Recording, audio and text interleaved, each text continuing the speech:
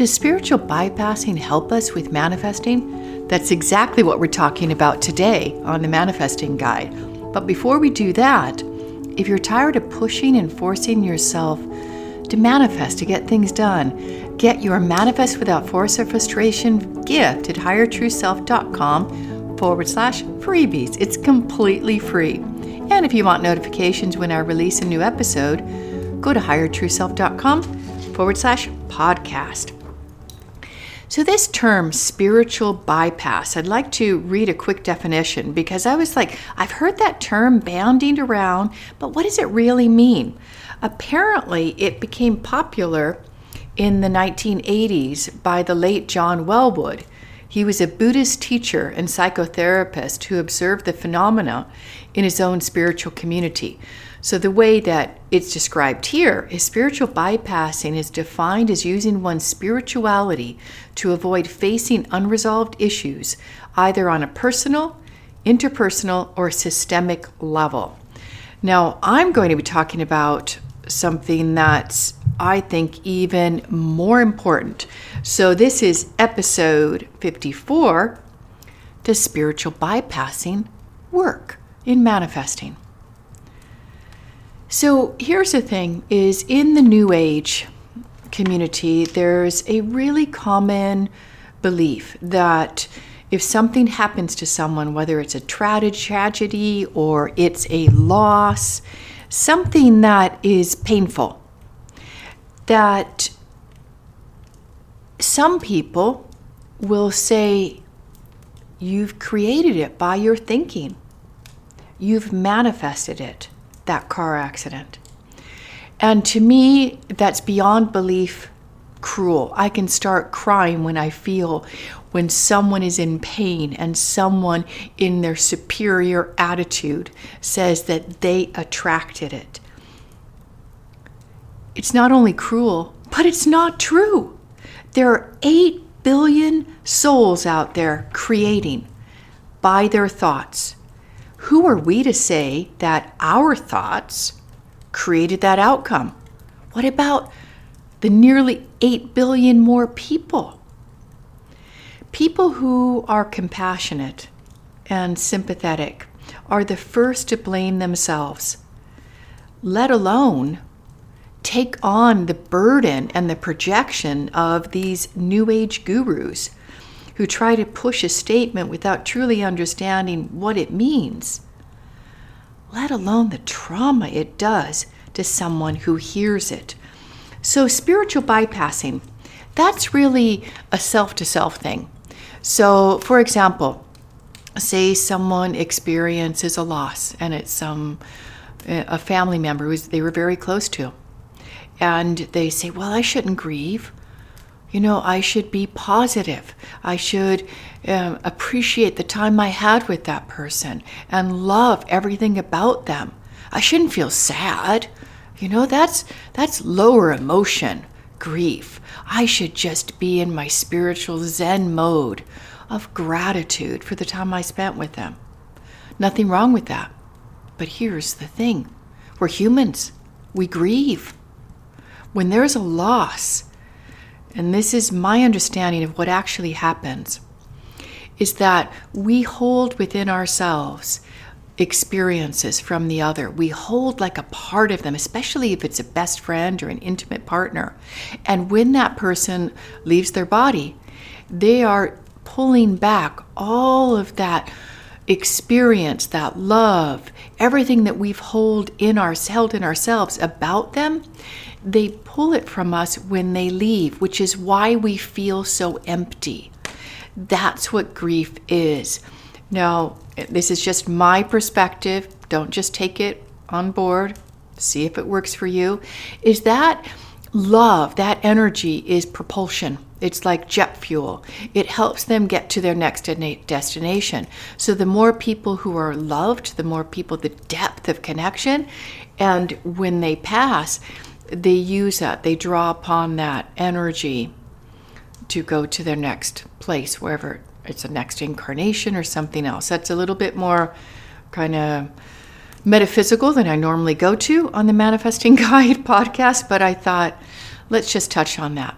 So let's talk about when someone tries to mean girl us or mean boy us, and they try to put us in our place, that we shouldn't be crying, we shouldn't be grieving, we shouldn't be upset about a loss. That is cruel. And what is there a term when a doctor expresses malpractice and they're sued? I think anybody who does that to somebody else is experiencing they should experience spiritual malpractice, and they shouldn't be in a position to mentor or guide anyone. So here's what happens, that this idea of bypassing our emotions and how it affects us manifesting wise. All our experiences, all our feelings, all our memories, all our past relationship partners, our past health issues or worries about health issues, our financial challenges, everything is stored in our unconscious mind. And if we think about our body as the storehouse of the unconscious mind, everything's stored there. Whether we're conscious of it or not, it doesn't go away. It's still there. So it stays in our body, our unconscious mind, and all of humanity's experiences we can tap into as well, because that's in the collective unconscious. So we can't just dismiss our life events. I mean, who would we be if we did that? I think that's a little bit inhumane. That makes us human. Our feelings make us human. So what do we do if we've experienced a challenge and someone's mean girling us or mean boying us? That's not quite, doesn't work as well. Well, we tell them to stop and say, I am feeling this, and I know that if I don't allow my feelings and I don't ride the waves, then I'm doing a spiritual bypass. And I know that's going to impact my ability to function, let alone manifest what I want in the future.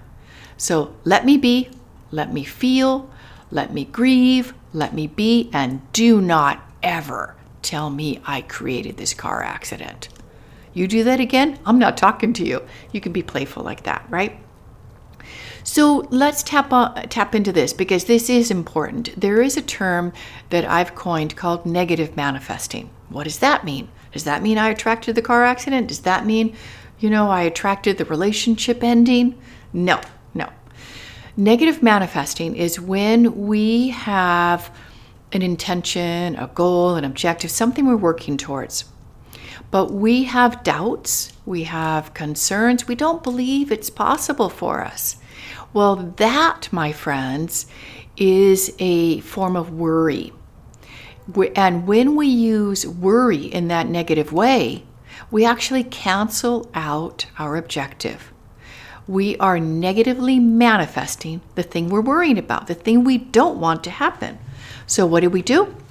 If we have those doubts, those worries, those fears, those concerns, we treat them as resistance, we treat them as blockers. It's blocking energy. And that's the power of this work, is clearing the resistance, making way for something that we want to come into our life, because we can negatively manifest.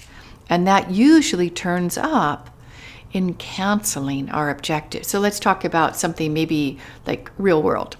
So maybe we're in a job and the job's going okay. It's not our ideal job, but it pays well. And we see that there's a possible promotion. Oh, goody. It's, 10% increase in salary. And I get to supervise a few people. So we have that thought, oh, I'd like that. But then the very next thought is, well, I'm not qualified. I've only been here 2 years. That other guy over here has been here 5 years, and he's got a better degree than me. So what does that do? Negative manifesting. You've just canceled what you want. So can we impact our results by our negative thoughts? Absolutely. Do we attract a car accident? No. 8 billion souls out there. So please don't ever take that on board, because what you're doing then is you're crushing your soul, your spirit. You are mean girling and mean boying yourself. And that, my friends, is a terrible way to live. Terrible. And over time, it impacts your ability to create what you want, because you're not either believing in your own manifesting powers or you don't even try anymore. So let's stop this nonsense about that we've created whatever bad stuff happens to us. Yes, we can cancel our intentions all the time. We do it every day. That's why I love to teach the work that I do in the Highest Potential program, because we catch it. Because if we can catch that thought, if we can catch that body feeling, that sensation before it starts to influence us negatively, and we treat it as resistance, we treat it as a blocker, and we remove it, well, smooth sailing to our objective, because that negative manifesting no longer has our attention, no longer has control over us. All right, so if you've enjoyed the episode, please follow me at facebook.com/higher true self. And if you're tired of pushing and forcing yourself to get things done, get your manifesting kit so you can manifest without force or frustration at highertrueself.com/freebie. It's completely free. Remember, self-confirmation frees you to succeed on your terms. It frees you to be yourself. Thanks for listening. This is Aryana Rollins, and I can't wait to see you thrive and manifest from thought alone. So much love.